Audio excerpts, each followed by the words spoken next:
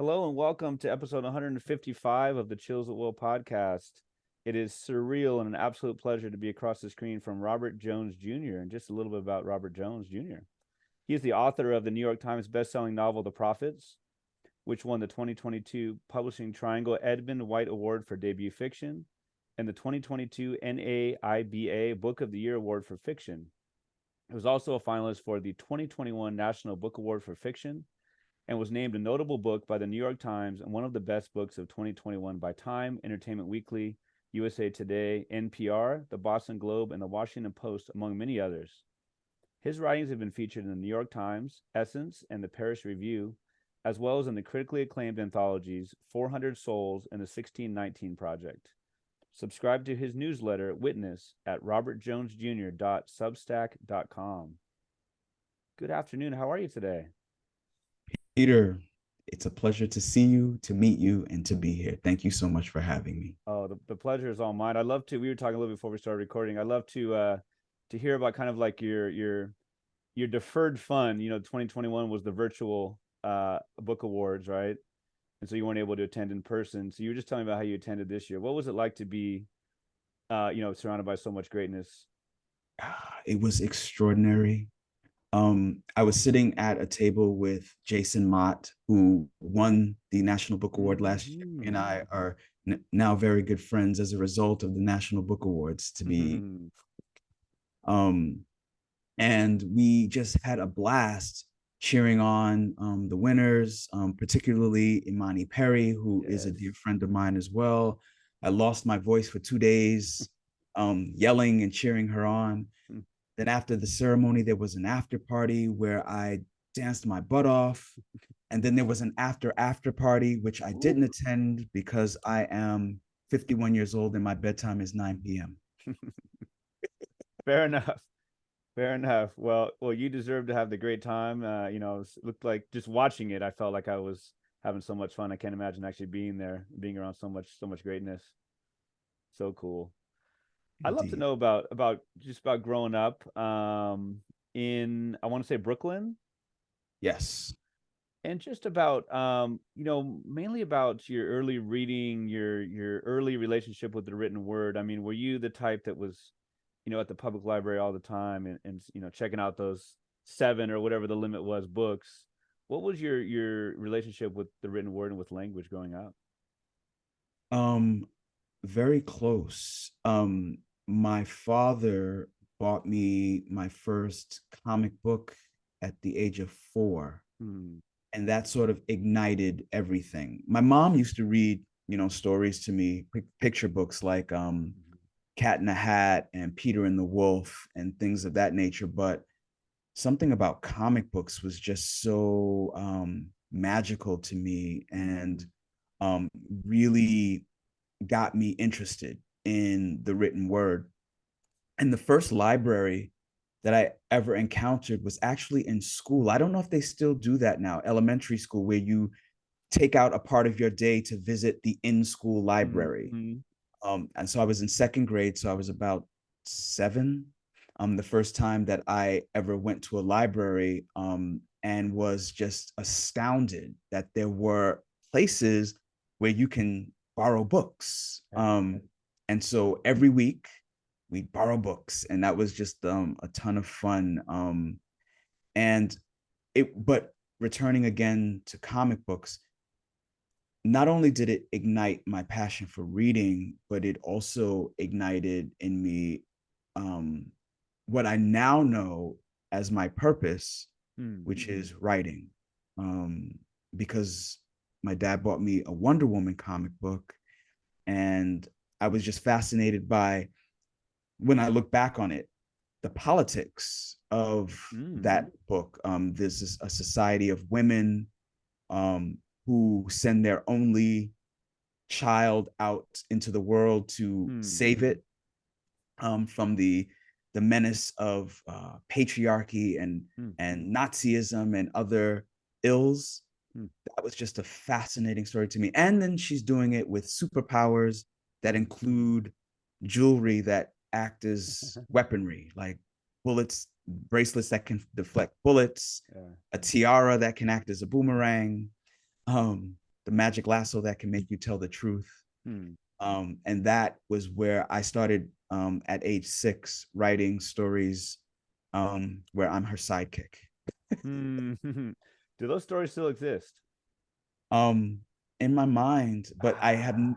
They're gone, they're okay. gone. Like we moved around, not a lot but a little bit when I was young, and so goodness knows they're in some trash heap somewhere, probably disintegrated by now. Oh man. But without them, we don't have the profits, maybe, huh? That is absolutely true. Like Yeah. that's where it started. I can definitively point to that as a Hmm. start. In some of the interviews you've done, you said things like that you read widely from the African diaspora, but you found a lack of queer black love. I think that's the exact quote. It might have been combining two. You talked about, I mean, starting at such a young age. I mean, would you have known how to articulate it at 6 or 8 or 10 about maybe what was missing or what you weren't seeing in literature? Kind of how did those discoveries come about that there was something missing or something That that was maybe rendered, inappropriately or not correctly? that is a great question. And it makes me reflect on how I saw myself as a black queer child. You don't have the language Mm-hmm. for what you're feeling and what you understand yourself to be. You quickly develop that language because then the people around you, whether it's family or friends or just the general neighborhood society or such, begin to police you in certain Mm. ways that make you understand, oh, what I'm feeling is a bad thing, or what I am is this bad word they're using to describe. Mm. And so I initially understood myself as alone. Mm. Um, and then when I started to understand that there were people like me, I understood those people to be bad Mm. because I was also bad for being this thing. Mm-hmm. So then I wanted to separate myself from that thing. Okay. Um, but I would say about at the age of maybe 7, 8, or 9, I started to understand that this is not something that I could separate from myself, that it was an intrinsic part of who I was. Mm. And the great fear was, how am I going to survive being this type of person in a world that despises this type of person?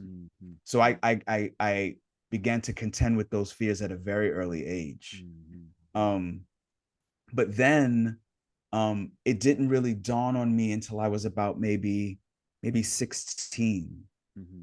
that this experience of myself is not something I'm seeing represented in an accurate way, in an authentic way Mm. in media.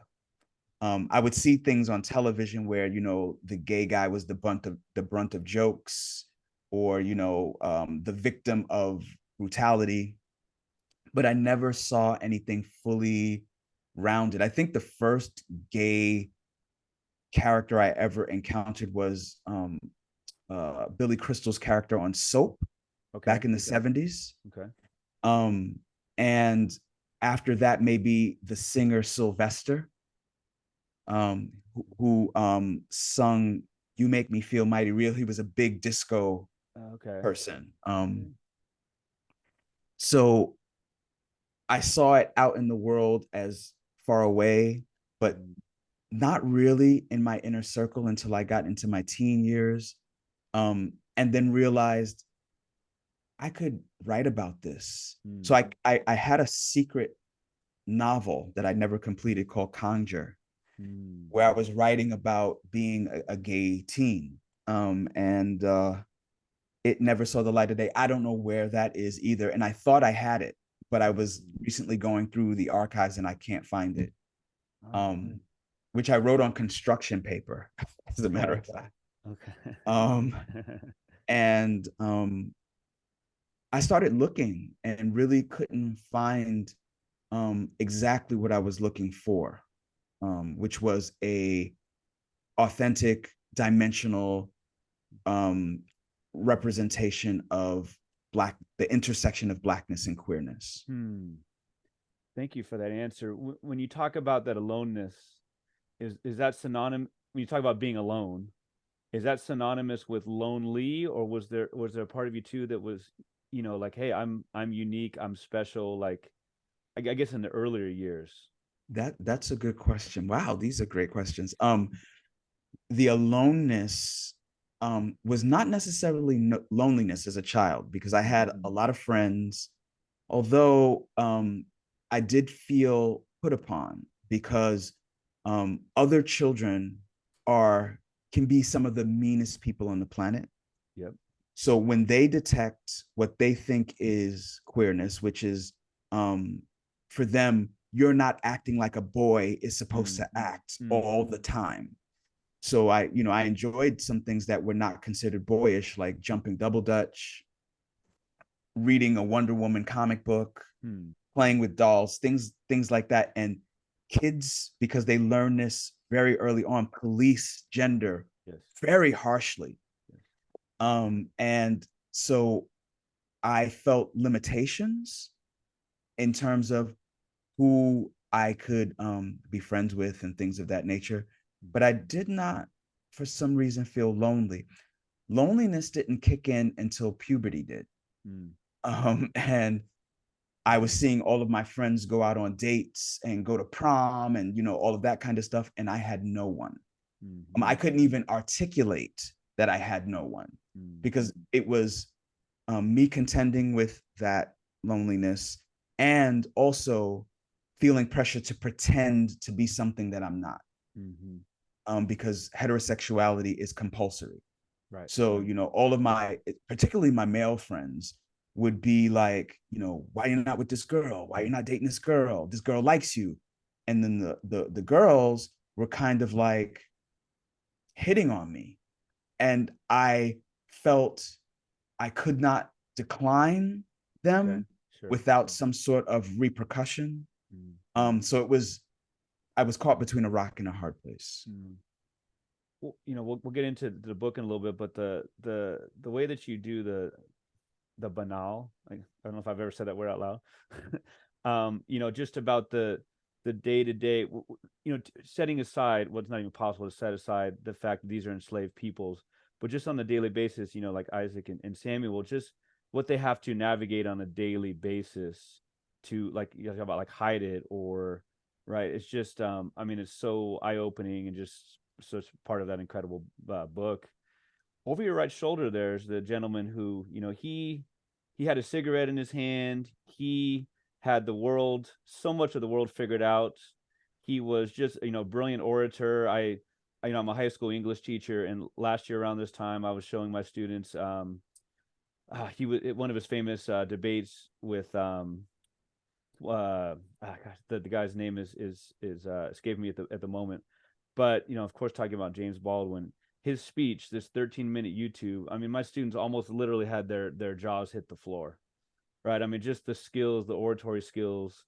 That was a time, right, in the 60s and 50s and 60s, where more of the public discourse was out there, right, as far as the thinkers and all of that. It's a long way of getting at, basically. Tell us about your meeting, not literally, but your meeting, maybe you did, meeting James Baldwin and his just indelible mark on you. I came to James Baldwin rather late.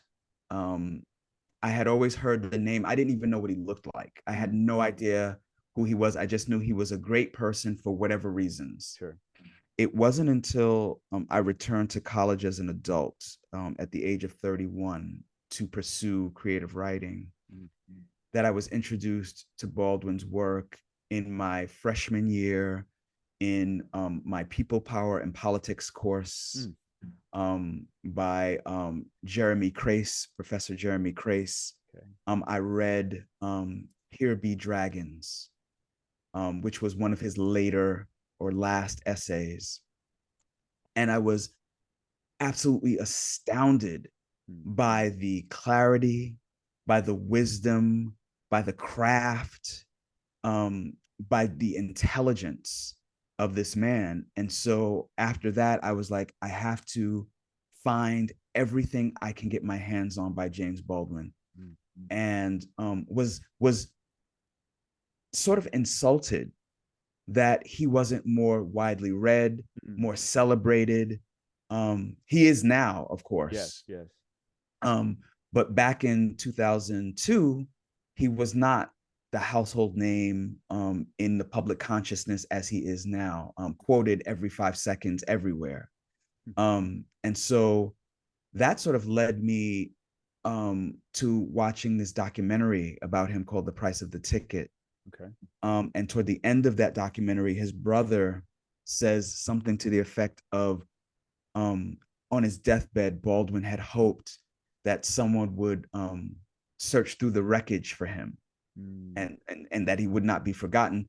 And that really struck me. And I said, you know what, I'm gonna celebrate Baldwin in whatever ways that I can. And so I started a blog called Son of Baldwin. And that was like in maybe 2007, 2008. And that eventually became a social media platform: Facebook, Tumblr, Twitter, Instagram, with hundreds of thousands of followers. And it's all because I was trying to continue the work that Baldwin had started, to look at our society in these really critical ways, not to harm or hurt, but to force us to heal and see each other as human beings. Well, thank you. I know that I think fairly recently, right? You're not on social media, which I applaud you. The quagmire or whatever you want to call it, the social media often is. But like you said, hundreds of thousands of followers. I know you continue to write witness, and it's just you've obviously done incredible good for his name. So much so that you're often linked, right? I know I feel like I've seen at least twice on Twitter or on social media where this most recent one was the great Disha Philia.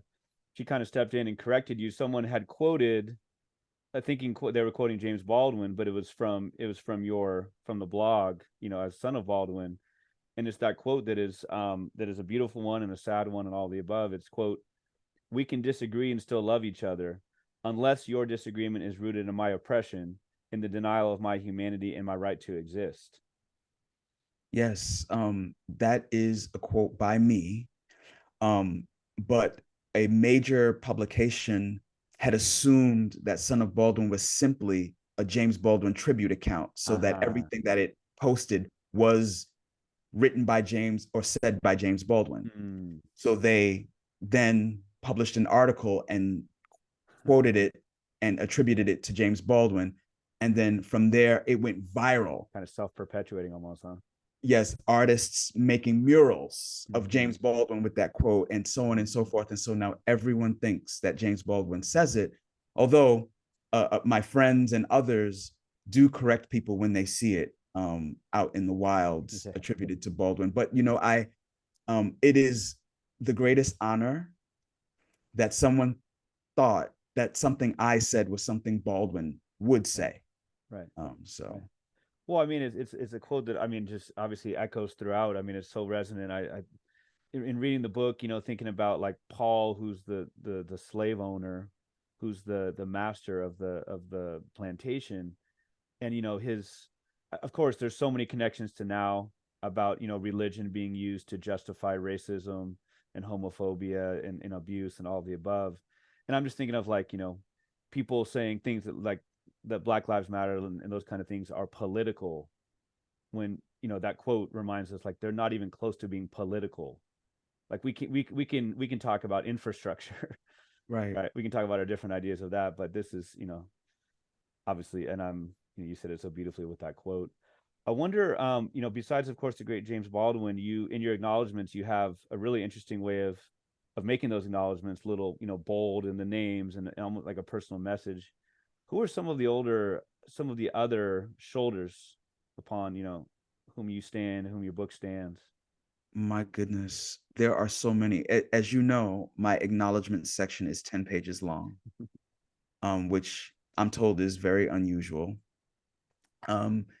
because I wanted to thank every single person who had ever encouraged me or told me that I had a talent, that this writing was not a fluke. It was not something that was out of my reach, that I could actually attain these goals. But in terms of my literary influences, I stand upon the shoulders of Zora Neale Hurston and Wallace Thurman and Toni Morrison and Alice Walker and Gail Jones, and Richard Wright and Ralph Ellison, um, Chinua Achebe. There are just so many brilliant, like sometimes I go back through the backlist of, the classic works by the people that I'm naming, and I just read it for the construction of sentences.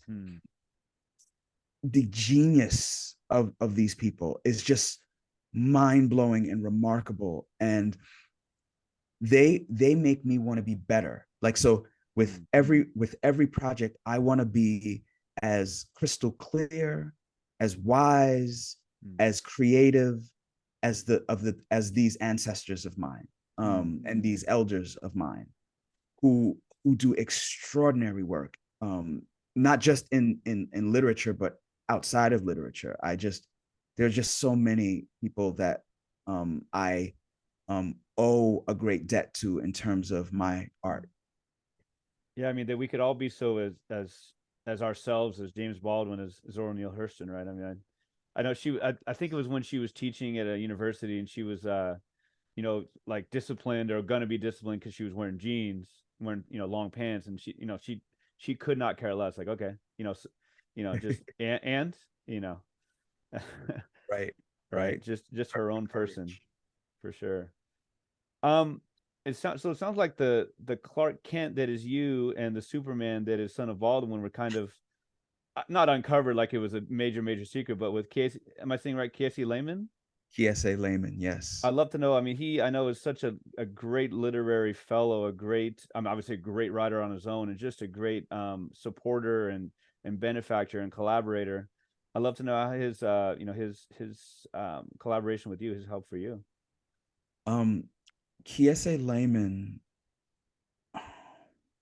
I owe such a great debt to KSA, because if not for him, the Prophets would not be published. KSA is the very first person who published an essay of mine in Gawker. He was Okay. an editor at Gawker at the time. He published an essay of mine. He is the person who recommended my literary agent, PJ Mark, at Janklow and Nesbitt.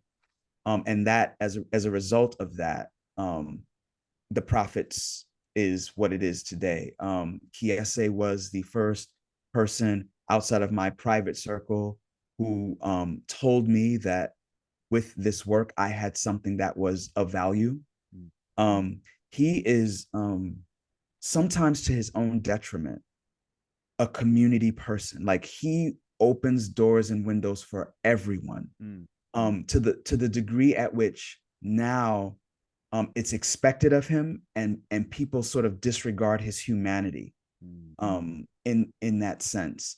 And I always encourage him, save some for yourself, Kiese.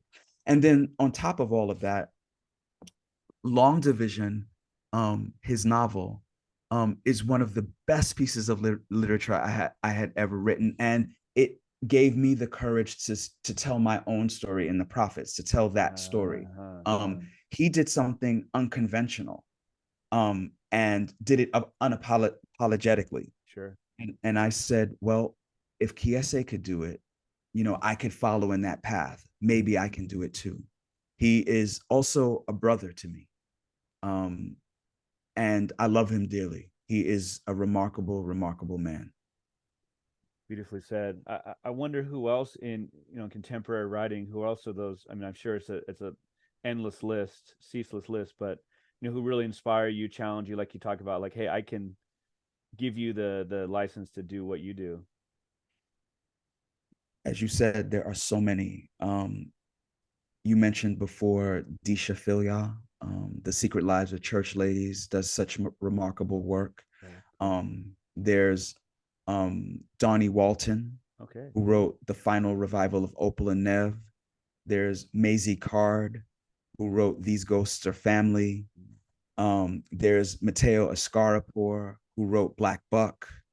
There's Jason Mott, who wrote Hell of a Book. Gosh, I could literally name 20 contemporary writers who I think are right. Um, Olga Dies Dreaming by Xochitl Gonzalez. Um, they're just, gosh. There's a book coming out in 2023 on January 10th called Moonrise Over New Jessup by Jamila Minix. That is an extraordinary book. And I feel, even with the authors that I'm naming that I don't know personally, I feel a kinship with them. I feel in community with them. I feel like we're writing for our lives. We're writing from particular sociopolitical lenses that are often marginalized. And their work it inspires me to make sure that I'm doing my best as well in terms of my art, and constantly developing and thinking and taking risks. Gosh, I'm gonna make a list and I'm gonna send it to you at some point of all the books that I've read in the past year by people who I think are brilliant and extraordinary writers. It's like writing. I You always get the sense that there can only be one great writer, or there can only be a very few. What I've learned after being published is that there are hundreds, if not thousands, of extraordinary writers, and that this isn't competition. Right. This is a wonderful community, and I'm so glad to be a part of it. Right. What a time to be a reader. What a time to be a reader, for sure. Yes, indeed. Well, I appreciate that document of those books you read. That's going to be like a holy scroll for me. I appreciate that. So in getting into the book, into the prophets, like, I would love to know. I mean, it is heavy, to use a title from Casey Lehman, right? From his book, like, it is a heavy book, to say the least. Yeah. I wonder, like, about maybe like the emotional toll on you, and also just about like research. It is a fiction. It is a mythical kingdom, correct? In Africa that's used, although it's based on. But it's based on research. Yeah. So I just love to know about the research, and also, like, I mean, is this something you've been working on in some way for 15 years or 3 years or your whole life, or? Thank you for asking that. The prophets has been swirling around in my head since maybe 2005, 2006. And it took me about 14, 15 years to write. From start to from the moment I put pen to paper to the last revision, before it went to press, was about 14, 15 years. And the reason why it took that long was a multitude of factors. I was terrified to write it because I didn't think I had, one, the gumption, two, the talent, and maybe three, the courage. And I was also working. As an undergraduate student, I had 3 part-time jobs. Wow. As a grad student, I had 2 part-time jobs. And then after I graduated, I had a full-time job. So I would write, as Toni Morrison once said, at the edges of the day. And for me, the edges of the day meant 3 o'clock in the morning. I would get up at 3. So it's the beginning of the day, not the end of the day. Yes. I get up at 3 a.m., write for about an hour, go back to sleep, and then wait for the alarm to wake me up for work at 6:30, 7 o'clock, and then go to work. And I committed myself to that hour, like, religiously. Like, whether I wrote one sentence, one word, or pages and pages, I said, get up and write something. And so that is how I sort of got through it. And then on the research end of it, I had the great fortune of being an Africana Studies minor in undergrad. I was creative writing major, Africana Studies minor. And so I got to read so much work in the Africana canon. So I read slave narratives. I read works by continental African authors, African American authors, Caribbean authors, South American authors. It was just, I read from the entire diaspora. And so I got a really good sense, not just in fiction, but in nonfiction and memoir and such, of the ways in which we are, as Black people, not a monolith, that we have a rich and storied history, that our history does not begin with antebellum slavery, nor does it end there. And exposure to all of that really was what was the driving force for, but I'm not seeing this. Why am I not seeing this? And the this is the Black queer love story between two Black men in particular. I wasn't seeing it. And I wasn't seeing it in particular in these time periods that preceded the Harlem Renaissance. And I wanted to. And going back to Toni Morrison, Morrison said, if you cannot find the book you wish to read, then you must write it. And I knew I was going to have to write it, but I was scared to, because I was afraid of how it would be received by people who were maybe anti-Black or people who were anti-queer. But I could not write it. I could not write it. Yes. Well, thank you for that. I wonder, you talked about reading nonfiction, reading fiction. I wonder, like what you maybe felt you could do with this book as fiction rather than writing a nonfiction piece. I could combine things.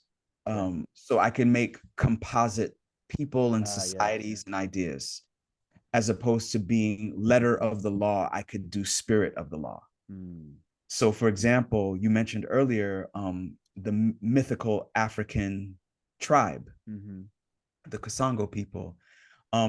They are a composite of different peoples, villages, ways of being, cultures on the continent, as it related to how they saw things like gender identity, sexuality, royalty, all of those sorts of things. So while my mythical tribe did not exist, they draw on, I drew on many different existing tribes to sort of formulate them, so that I could drive home a particular kind of point, and also sort of illustrate the differences between an Africanist point of view and a Americanist point of view when it comes to those sociopolitical constructs. Is that the same as saying like Eurocentric, or is America-centric even a more specific thing? I think you could say Eurocentric as well, because it really begins with Europe. Europe comes into the continent of Africa and uses Christianity, and not just Europe. The Middle East did the same thing with Islam, to force Black Africans, or Africans at that time. That everybody in Africa was Black, would force them to sort of get rid of their indigenous understandings of sexuality, because homosexuality was not a big deal